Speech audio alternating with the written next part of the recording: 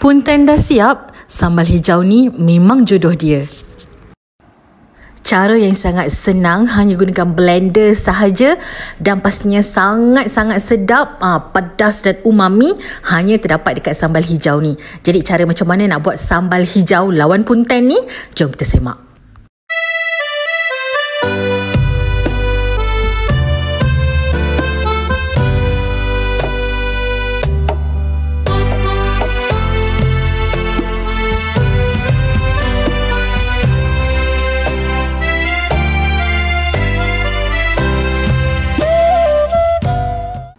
Kalau anda semua perasan, hari tu ni nak ada sharekan cara macam mana nak simpan cili agar tahan lama dan kenapa kena pakai bawang putih. Inilah hasil lada yang Nina dah simpan lebih kurang dalam 15 hari. Nampak tu still fresh lagi. Sebab apa kita gunakan bawang putih? Jadi untuk hasilkan sambal hijau, semestinya gunakanlah semua lada yang warna hijau, termasuklah bawang merah, bawang putih berserta dengan ikan bilis. Ikan bilis ni dah siap cuci dah. Itu saja bahan-bahannya, sangat mudah. Kalau nak tambah lagi rasa lada, letakkan lada besar. Kita cuma blend sahaja ke semua bahan-bahan yang dah sebutkan tadi. Senang kan? Sebenarnya kalau untuk rahsia buat sambal hijau yang sedap ni, simple je. Yang penting tumis lama. Ikan bilis tu kena pilih yang sedap. Maka sedap lah, InsyaAllah anda punya sambal hijau tu. Dah siap blender apa semua, Nina panaskan kuali. Tapi tengok tu, itu pisang jiran sebelah. Cuba bagi tahu Nina, pisang apa tu? Geram pula tengok kan. Tak masak-masak, nampak gaya dia kan. Kita teruskan dengan masak kita. Jadi bila kuali dah panas, masukkanlah minyak. Minyak dah panas, barulah kita tuang kita punya bahan yang kita dah siap blend tadi. Kuali ni kalau anda semua nak tahu, dah lama dah berkhidmat dengan Nina. Kan? Nina memang suka pakai kuali legend.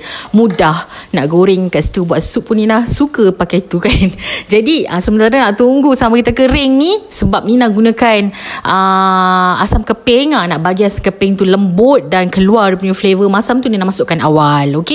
Dah bila dia dah nampak, sambal kita dah nampak macam menggaring, maka rasa asam tu pun dah keluar. Letakkan semua flavor. Gula, letakkan garam dan juga letakkan perisa. Kalau suka Nina gunakan Ajinomoto kat sini.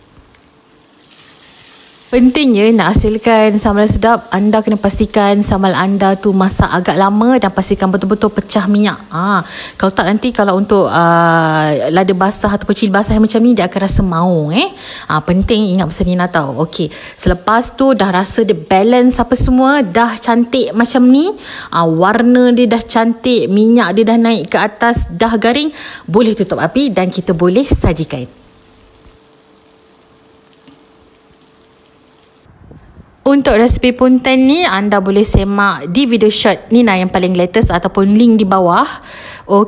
Kalau untuk petua tips nak simpan cili, anda boleh semak juga link kat bawah.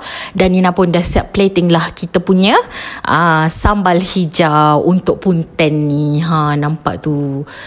Kenyang makan ni untuk sarapan pagi, makan petang sangat-sangat lah sesuai kan. Makan pula dekat luar kan dengan air kopi, ya Allah, perfect sangat. Nampak tu, pedas, rasa berlemak punten tu memang sangat sesuai.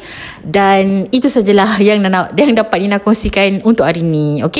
Jangan lupa subscribe, like and share, hit the bell notification untuk pelbagai menu menarik. Semoga bermanfaat. Bye-bye.